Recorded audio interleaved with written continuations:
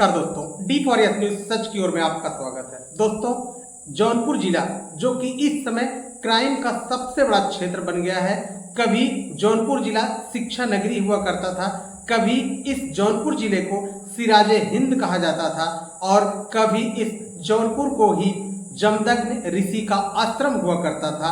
और आज यहाँ पर अपराध का ग्राफ इतना अधिक बढ़ गया है कि लोग जो है इतने परेशान हैं। आए दिन यहाँ हत्या, चोरी, डकैती और मर्डर होते रहे हैं।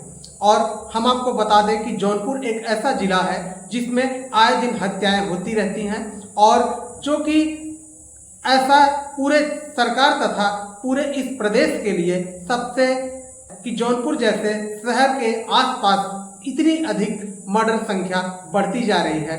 और हम आपको बताएं कि यह सिलसिला लगभग 1 साल से इसी तरह क्रमागत चलता आ रहा है और यह सिलसिला रुकने का नाम नहीं ले रहा है।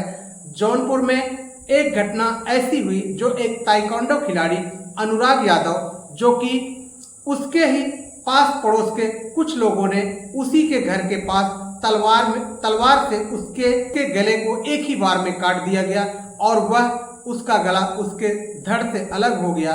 यह मर्डर जैसे ही कुछ दिन बाद बीता, ऐसे ही एक मर्डर और हुआ जो कि राजीव यादव, जिसे नाटे कहा जाता था, जो कि एक समाजवादी पार्टी के बूथ अध्यक्ष थे, उनकी भी इसी तरीके से हत्या कर दी गई। उनकी भी गला रेत कर हत्या कर दी गई। और उसके कुछ ही समय बाद उसी जौनपुर शहर के आसपास एक मॉल में काम करने वाली एक लड़की, जिसका मर्डर करके सूटकेस में भर करके उसे उस कूड़ेदान के स्थान पर फेंक दिया गया जहां पर कूड़ा फेंका जाता था, जहां पर गंदगी फेंकी जाती थी।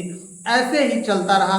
फिर एक और बड़ी घटना हुई जो कि कुटान क्षेत्र में नाम अनुराग पंडित था, उन्हें भी कुछ लोगों द्वारा बाग में ले जाकर के उनकी भी गला रेत कर हत्या कर दी गई। इसी तरीके से इस जौनपुर जिले में मर्डर का सिलसिला निरंतर चलता रहा।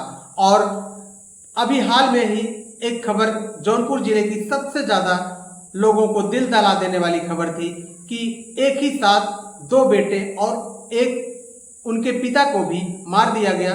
वो एक जौनपुर के शहर में ही एक कारखाना चलाते थे, वहां पर चूड़ी पेरने का काम उनका था और उसी कारखाने में उन तीनों की हत्या कर दी गई, जिसमें उनके पिता का नाम लालजी तथा यादवीर और गुड्डू उसका नाम था। फिर कुछ ही समय जैसे ही बीता और एक और उससे भी बड़ी घटना हुई, जिसे एक ऐसे डी फार्मा छात्र लड़का जो कि अपना पेपर देने जा रहा था और उस पेपर देने के दौरान उसे सड़क पर चाकुओं से दौड़ा दौड़ा करके मारा गया और उसकी हत्या कर दी गई, जिसका नाम अनुज यादव था।